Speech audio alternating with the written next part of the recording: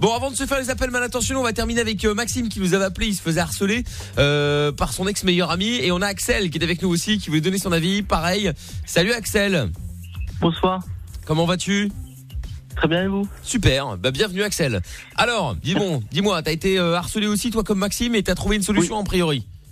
C'est pas que j'ai trouvé de solution en fait, c'est pas trop un avis que j'ai donné, c'est pour expliquer aussi ma situation plutôt à moi. D'accord, vas-y. Alors moi, c'était depuis la 6e, j'avais un gars qui faisait parce que moi en fait, j'ai un problème sur mon physique.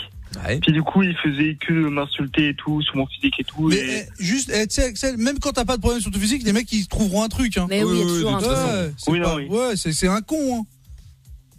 Oui, puis après du coup, voilà, chaque fois il m'insultait, dès que je répondais, il allait me taper et tout. Du coup, moi d'accord. Voilà, c'était en 6e et puis vu que j'étais assez petit, j'étais le plus petit et tout, du coup à chaque fois j'allais faire ma balance et puis du coup Mais c'est pas balance, c'est se défendre, t'as raison. Ouais, c'est pas une question de balance. C'est-à-dire, à un moment, s'il y a quelqu'un qui vous emmerde, il faut effectivement aller en parler. C'est-à-dire que vous n'êtes pas considéré comme une balance si vous allez effectivement voir le directeur ou je sais pas qui pour vous plaindre d'un mec qui fait de la merde. Mais tu sais, si vous êtes une balance, si vous voyez un pote en train de piquer un truc, il dit monsieur, il a volé ça, je l'ai vu. Ou alors, tu sais, il a triché, je l'ai vu. Ouais, c'est normal de dénoncer. Attends. Ça, c'est de la balance. Il y a des gens comme moi qui révisent et d'autres qui arrivent et les mains dans les poches.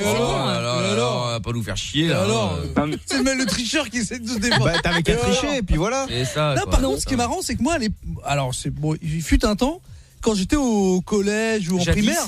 Et en fait, les grands, tu vois que ça a changé de mentalité. Les grands, quand tu sais les gens plus âgés, ils auraient jamais laissé tolérer ça, tu vois. Ils seraient partis les voir, dire ouais le mec il me prend, ils auraient défoncé le mec. Ah, peut-être ouais. Tu vois. Maintenant c'est l'inverse, hein. Mais C'est les plus grands qui tapent sur les petits. Mais c'est ça qui est bête. Ouais, c'est comme ça. Et alors Axel, ça s'est fini comment ? Moi après le truc c'est que c'était pratiquement tous les jours, chaque semaine pratiquement que je me retrouvais dans le bureau de la CPE et tout et puis après j'en parlais quand même à mes parents et puis du coup à chaque fois il y a ma mère qui était le choper quelques fois à la sortie du collège, je crois qu'ils s'en foutaient, il a recommencé. Et oui, parce que c'est dommage, t'avais pas un grand frère.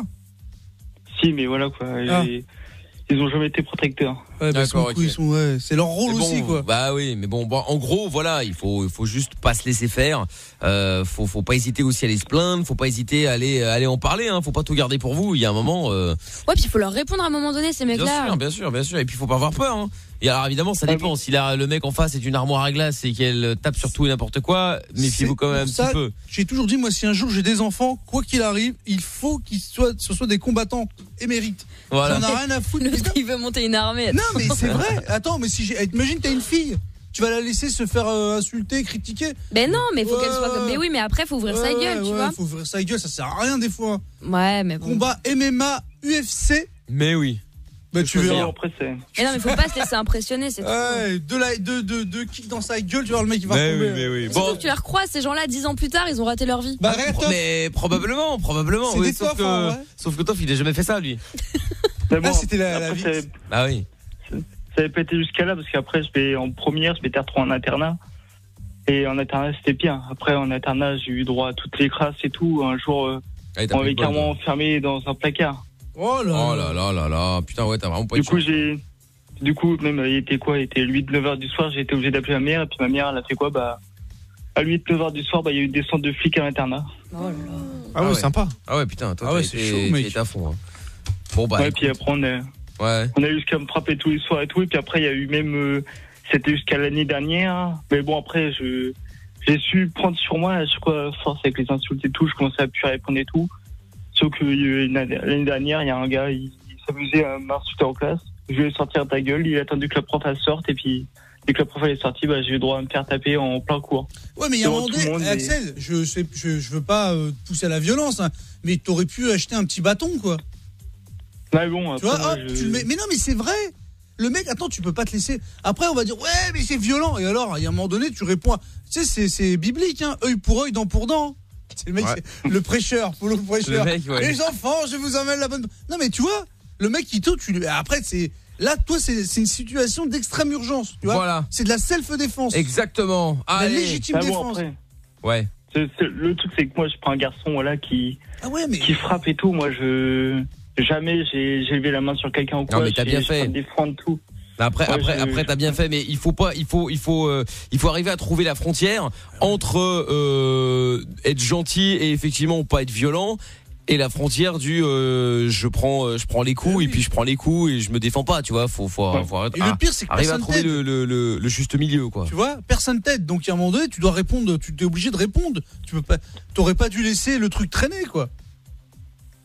Ouais, bon, après, voilà, quoi. Non, mais après, c'est pour toi, Axel, hein. Après moi, tu sais. Ouais, oui. Mais parce qu'il est gentil, ça se sent, du coup, ils en profitent les autres. Oui, Mais ça, c'est évident. Hein.